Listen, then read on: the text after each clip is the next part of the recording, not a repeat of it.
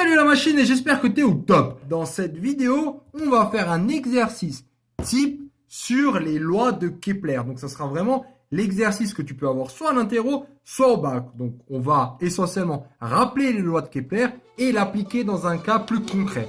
Allez, on est parti.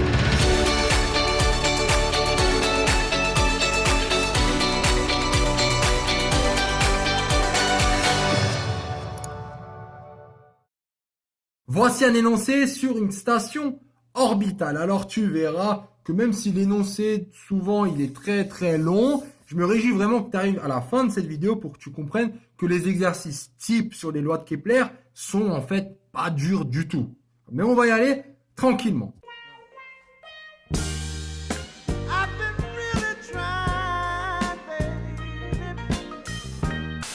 Donc là, j'ai quoi? J'ai le rayon de l'orbite, j'ai les périodes de révolution et j'ai les masses de la Terre, de la Lune et de Mars. Alors là, il y a un T et de Mars. Et j'ai aussi la masse du Soleil qu'on va noter MS. Donc ça, c'est que des données littérales que j'ai. Il n'y a pas de nombre là pour le moment. Première question. Énoncer la première loi de Kepler. Donc là, normalement, si tu as vu ma vidéo sur les 3 lois de Kepler, c'est un rappel pour toi.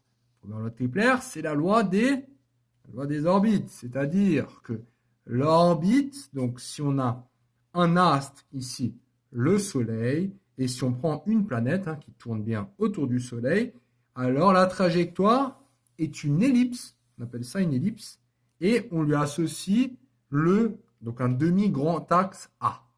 Alors en plus de ça, on sait que le Soleil, il va être dans l'un des 2 foyers. Donc là, je l'ai mis ici. Donc j'ai le foyer F et j'ai le foyer F'. Concernant l'ellipse, quelques petits rappels pour que tu sois vraiment à l'aise avec ça. Qu'est-ce qu'on peut dire de ce point et de ce point? Alors, ça, par rapport au Soleil, c'est le point le plus proche. C'est vraiment le point le plus proche. Donc, proche P, c'est la périhélie.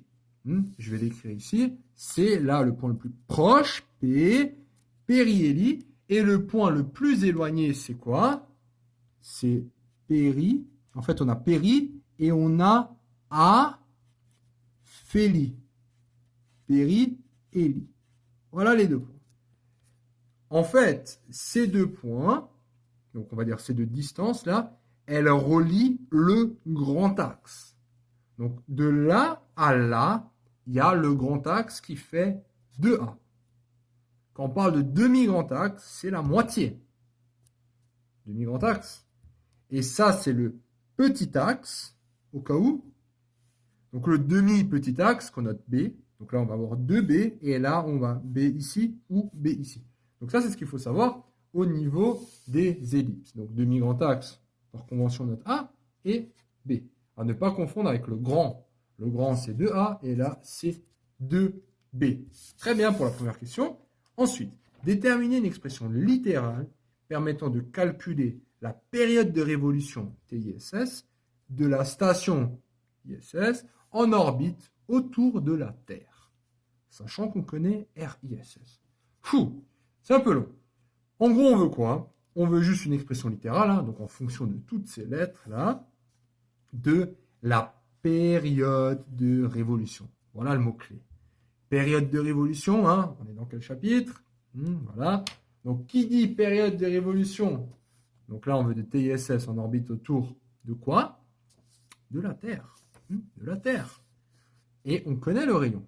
Donc, période de révolution, loi des périodes, c'est la 3e loi de Kepler. Qui dit quoi? La 3e loi de Kepler, elle dit que il faut choisir un astre autour duquel on tourne. Là, on parle bien de la Terre. On tourne autour de la Terre.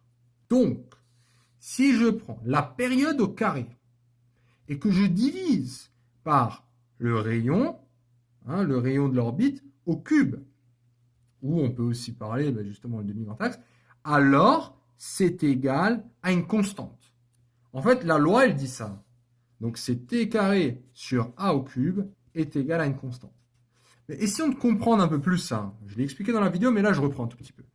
En fait, ça, c'est vrai pour tout objet, si tu veux, orbitant autour du même astre. Donc là, on orbite autour de quoi?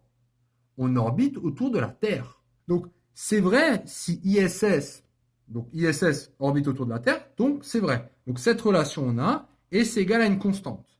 Mais c'est aussi vrai pour quelqu'un d'autre. Regarde là, on a quoi? Est-ce que, donc la Terre on s'en fout, est-ce que Mars tourne autour de la Terre? A priori non. Est-ce que la Lune tourne autour de la Terre? Oui. Donc, si ça c'est vrai, c'est égal à une constante. C'est vrai pour TISS, mais c'est aussi vrai pour T Lune et R Lune. Donc, finalement, hein, pour trouver une expression littérale de TISS en fonction de RISS et notre énoncé, notre énoncé nous donne aussi ça. Alors, j'aimerais vraiment bien que tu comprennes cette, on va dire, subtilité un peu de cette loi de Kepler. Donc ça, si tu veux, c'est toujours égal à la même constante pour tous les astres, pour tous les planètes, pour tout objet autour d'un astre. Donc c'est égal. Lui, il est égal à cette constante, parce qu'on parle bien de la Terre, donc ISS, et lui, c'est aussi égal à une constante. Et c'est la même, parce qu'ils tournent autour du même objet. Donc ils sont égaux entre eux. Voilà, je pense que c'est clair. Donc maintenant, il faut isoler TISS. Donc finalement, on va isoler TISS. Donc TISS, je sais que TISS au carré va être égal à TL au carré fois TL au carré sur RL au cube fois RISS au cube. Ça, on sait. Voilà, j'ai juste passé lui de l'autre côté. Regarde les cubes, qu'est-ce que je peux faire? Je peux les mettre ensemble. Donc ça, c'est égal à TL au carré fois RISS sur RL, le tout au cube. Donc j'ai juste mis les cubes ensemble, hein, ça j'ai le droit de faire. Et là, pour avoir ajusté, je vais appliquer une racine ici. Petit rappel, hein, racine de A fois B, c'est égal à racine de A fois racine de B. Donc je vais avoir racine d'un carré, ça va s'annuler. Donc je vais juste avoir TL fois la racine du cube. Hein, ça, d'une certaine manière, c'est aussi puissance 3,5. Bon, tu peux aussi écrire ça puissance 3,5. Si tu le vois, ne t'étonne pas, c'est aussi bon. Donc voilà pour cette question. Quoi d'autre? Quoi d'autre? On en est où? Donc celle-là, elle est aussi faite. Question numéro 3, en 3 sous-parties. Et après, on aura déjà fini. On suppose que l'orbite est circulaire. Donc ça, déjà, une information très importante. Montrer que le mouvement de la station est uniforme. Donc là, il faut montrer que la vitesse est uniforme. Si tu suis un peu le cours, on l'a déjà fait quelques fois, mais je vais te représenter cette situation. Donc actuellement, on a la belle Terre, qui est là, avec un rayon. Le RISS, là, c'est ce rayon. Et si je prends le satellite ici, voici mon satellite. La première chose qu'on fait quand on est dans un mouvement circulaire et tout ça, on pose le repère de Freinet. Le repère de Freinet, en fait, il va avoir une composante selon, alors qui sera sur la tangente. Ok. Donc là, la tangente, par définition, c'est ce qui est perpendiculaire au rayon. Donc là, on a bien le rayon. Donc là, on va avoir une tangente. Donc ça, j'ai un axe qui est vers la tangente. Et j'ai un axe qui est normal, c'est-à-dire qu'il rentre en direction du centre du centre. Voilà, du centre du cercle, en fait, exactement. Ça, c'est ce qu'on a. Au niveau de l'accélération, alors on sait que on va avoir la vitesse qui sera là, quelque part, tangentielle, et l'accélération, elle sera vers l'intérieur. Alors, il y a deux cas de figure, mais ça, bon, pas besoin d'en parler maintenant. Qu'est-ce que je sais? Au niveau de la deuxième loi de Newton, je sais que la somme des forces extérieures est égale à la masse, là on parle bien du satellite, de ISS, ouais. Donc on fait la masse fois l'accélération. L'accélération, ton cours te dit la chose suivante, c'est ce que je t'ai dit et c'est pour ça qu'on utilise un repère de Freinet, c'est qu'on va avoir une composante normale, vers l'intérieur, et une composante tangentielle, donc une composante ici quelque part. Sauf que la somme des forces extérieures, c'est quoi? On a une seule force. C'est que la force, c'est la force gravitationnelle. La force gravitationnelle entre la Terre et donc, les deux objets. Donc on a la masse, la Terre, masse ISS sur rayon ISS au carré. C'est une force attractive, donc on met un moins. Alors là, juste, il faut que tu comprennes. Donc ça, c'est juste la définition de la force gravitationnelle. Et c'est selon l'axe UN. Ça veut dire que c'est porté par le rayon. Par définition de cette force. C'est vraiment, tu prends le point le plus près, c'est bien le rayon. Donc c'est porté là-dessus. Et d'un autre côté, je sais que ça, donc par la loi de Newton, je sais que c'est égal à la masse ISS fois cette accélération. Et cette accélération, qu'est-ce que j'ai dit? J'ai dit que c'est égal à ça. En détail, si ça, je l'expose ici. Donc, si j'ai seulement une force selon l'axe UN, donc qu'est-ce qu'on peut en déduire si j'identifie? Donc, je vais avoir une accélération qui existe, donc une certaine force là. Et en fonction, et sur UT, je vais avoir quoi? Rien. Donc je peux en déduire que cette accélération ici, elle est nulle. Parce que, si tu veux, selon UT, il n'y a pas de force. Donc c'est zéro en fait. Donc ça c'est zéro. Donc j'obtiens ça. Donc ça par identification, donc là on est bien sur l'axe UN. Très important. Et UN, c'est bien l'accélération normale. Donc ça. Petit rappel, au niveau des formules, j'ai A, donc la composante radiale, normale, c'est V carré sur R. Et la composante tangentielle, c'est la dérivée de la vitesse par rapport au temps. Ça, d'ailleurs, maintenant, je sais que c'est nul. Donc, si ça, là, est nul, si ça, c'est nul, qu'est-ce que tu peux en déduire? Allez, ça veut dire que tu dérives selon le temps. Tu dérives qui? Tu dérives la vitesse. Quand on a une dérivée de quelque chose qui est nul, ça veut dire que la vitesse, elle est quoi? Elle est constante. Ah, ça tombe bien, c'est exactement ce qu'on voulait montrer. Hein. Donc on a bien qu'on a un mouvement qui est comment? Uniforme. Donc une vitesse constante. Nickel. Donc c'est toujours par la deuxième loi de Newton que tu vas passer pour montrer ce genre de question. Vitesse constante. Bon. Alors maintenant, on va s'intéresser à l'expression de la vitesse orbitale. Alors, on sait déjà quoi? On sait déjà, c'est intéressant de savoir que ça, c'est 0, et là, j'ai encore la vitesse. Tiens, donc c'est intéressant. Donc, qu'est-ce que je vais faire? Je vais aller un peu plus loin. Cette deuxième loi de Newton, je vais la projeter. Je vais la projeter sur les axes. Ça veut dire quoi, projeter? Regarde. C'est-à-dire que si je projette, là, je sais que tout, déjà, sera selon mon axe UN. Tout sera porté sur ça. Voilà, ici, tu vois. Donc, tout sera porté sur cet axe. Alors, peu importe ce qui se passe là, on vient de le régler. Maintenant, tout est porté sur cet axe. Donc, j'ai l'accélération qu'on me dit, qui est égale à V carré sur R. Et c'est aussi égal à moins, donc, alors, G, MT, MISS sur RISS au carré. Alors, on sait que, déjà, juste une petite simplification qu'on peut faire à ce stade-là. Regarde, cette masse-là, MISS, elle se simplifie avec MISS qui est là. Ça, c'est déjà une première simplification qu'on peut faire. Ensuite, en projetant, on va remarquer, donc au niveau des signes, on va avoir alors ce V carré sur R, donc ça c'est la composante radiale, et j'ai G, donc la constante universelle, MT sur RISS au carré. Le but maintenant, c'est de trouver justement la vitesse. V. La vitesse. Alors, au niveau des signes, donc c'est le même signe parce que justement, on va projeter sur cet axe-là. On projette sur l'axe. Donc, pour extraire ce V, comment on fait? Il faut juste l'isoler, c'est un peu de maths. Donc, je vais passer ce R de l'autre côté. Si je passe ce R de l'autre côté, je remarque en fait que là, je vais simplifier. Donc, G fois R ISS qui va se simplifier du coup avec celui-là. Donc, au final, je vais avoir V carré est égal à GMT sur RISS. Et il suffit de faire quoi? Donc là, il suffit de prendre GMT sur RISS et j'applique la racine.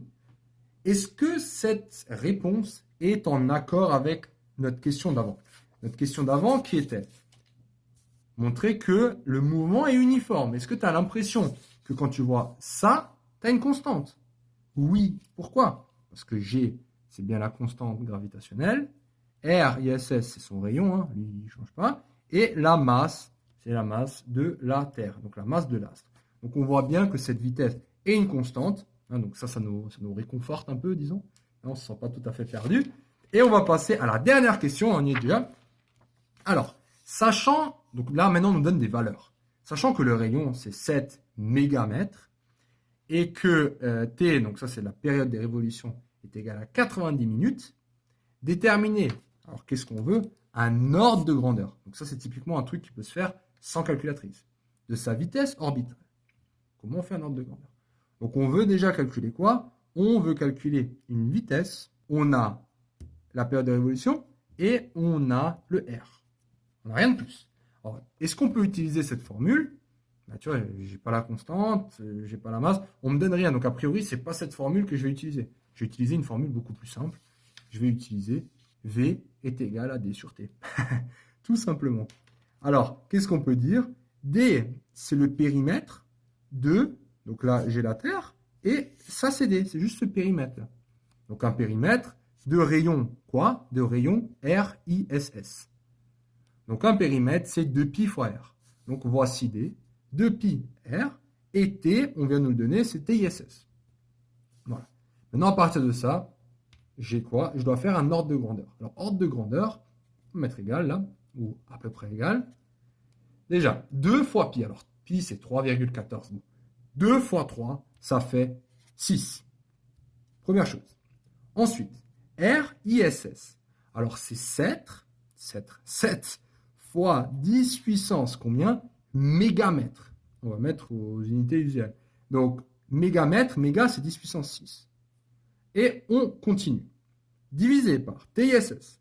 C'est quoi, TISS? C'est 90 minutes. Alors, 90 minutes, les minutes, on va les convertir en secondes. Alors, donc on va faire quoi? On va faire 90 fois 60. Alors, et on va y aller tranquille. Hein. 9 fois 6, 54. Donc ça fait 54 et 1000. Donc 5400. On rajoute les deux zéros. Donc jusqu'à là, je pense qu'on est bon. Hein. Même si on n'est pas des pros en calcul mental, ça va. Alors pour me simplifier un peu, je vais travailler avec des puissances. Donc 5400, c'est égal à quoi d'un point de vue puissance? Donc ça fait 6, alors 6 fois 7, hein, 42, fois 10 puissance 6, divisé par 5400. Alors c'est 5,4 fois 10 puissance combien? Fois 10 puissance 1, 2, 3. Fois 10 puissance 3. Donc là, j'ai combien? Donc j'ai 42, j'ai dit. Hein. Voilà. Est-ce qu'on est bon? Ben, je vais encore faire un petit truc. Ça, je vais l'écrire en 4,2 plutôt. Fois 10 puissance 7. L'écriture scientifique, en fait, je vais l'apprendre aussi. 5,4 fois 10 puissance 3. Et regarde ce qui est intéressant, et c'est pour ça que j'aime bien cette méthode, c'est que là, on n'a plus que les puissances de 10. Et 4 divisé par 5, on peut dire que ça fait 1. Tu vois, hein, on parle en ordre de grandeur. Hein. Donc c'est 1. Et là, en puissance de 10, j'ai quoi? 10 puissance 7 divisé par 10 puissance 3. On sait que 10 puissance A sur 10 puissance B, c'est égal à 10 puissance A moins B. Donc ça va me faire quoi? Ça va me faire 10 puissance 4. Voilà. Donc c'est ça, avec 4 zéros derrière, mètres par seconde. Voilà l'ordre de grandeur. Donc bravo à toi. Hein. Si tu as compris, donc c'était vraiment un exercice type pour Kepler. Félicitations d'être arrivé jusqu'au bout de cette vidéo. Cette vidéo t'a plu? Ça tombe bien, il y en a encore. Sur matrix.fr, tu peux non seulement télécharger le résumé de cette vidéo, mais aussi retrouver tout ton programme avec plein d'exercices corrigés étape par étape. Tu peux aussi défier tes amis dans des jeux et te mesurer à la communauté Matrix pour gagner un cadeau tous les mois. On se retrouve sur matrix.fr.